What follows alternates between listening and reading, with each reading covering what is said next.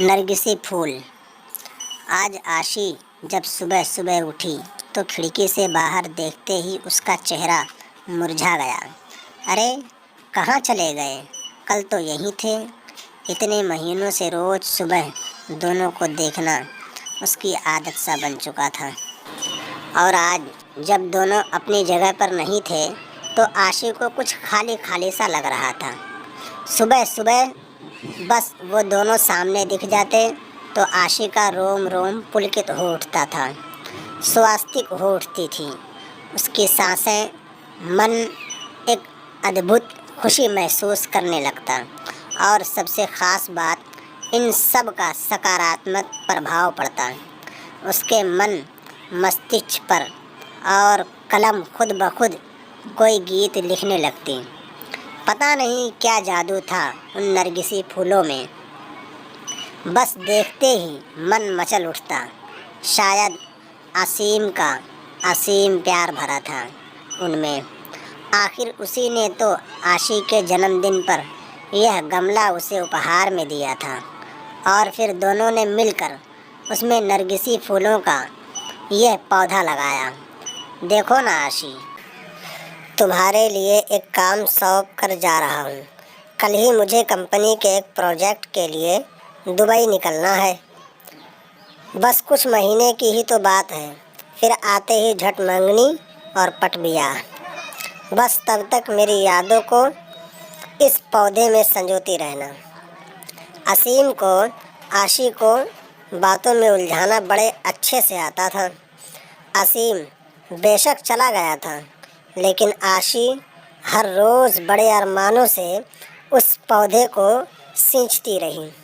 आशी की खुशी का उस वक्त ठिकाना नहीं था जब वह एक रोज़ सुबह उठी और उसने पौधे पर दो फूल खिले हुए देखे।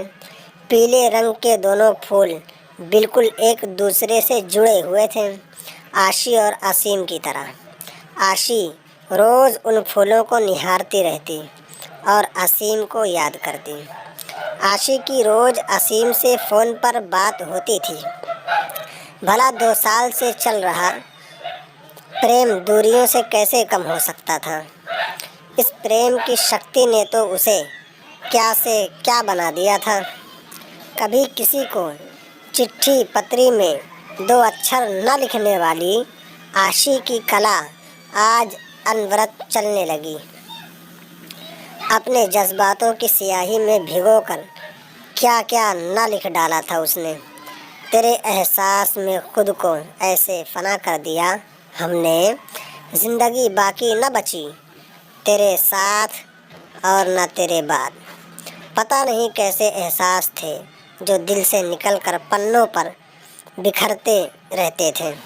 जब भी मन होता आशी उन नरगिस फूलों को निहारते हुए खिड़की के पास कागज़ कलम लेकर बैठ जाती।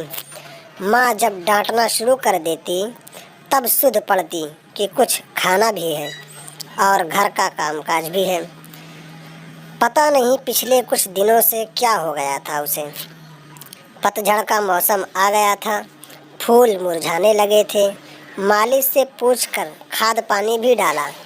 असीम को फ़ोन पर बताया तो वह भी पहले खूब हंसा, फिर बोला, पतझड़ बीत जाने दो, सब कुछ ठीक हो जाएगा।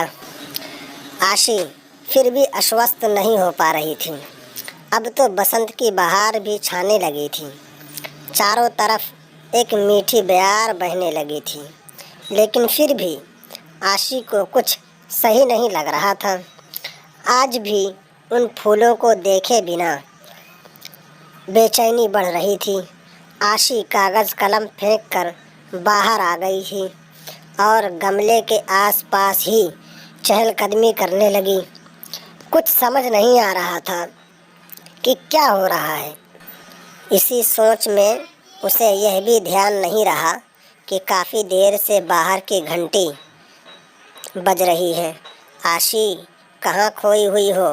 दरवाजे पर कब से घंटी बज रही है? ध्यान कहाँ है? माँ ने दरवाजे की ओर जाते हुए पूछा।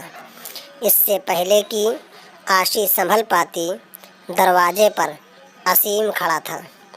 मुस्कुराते हुए, हाथों में नरगिसी फूल लिए हुए। दोस्तों, उम्मीद करता हूँ आपको कहानी अवश्य पसंद आई होगी और आपको मोटिवेट किया होगा। कृपया जुड़े रहें, चैनल को सब्सक्राइब करें, बेल आइकन की घंटी को दबाएं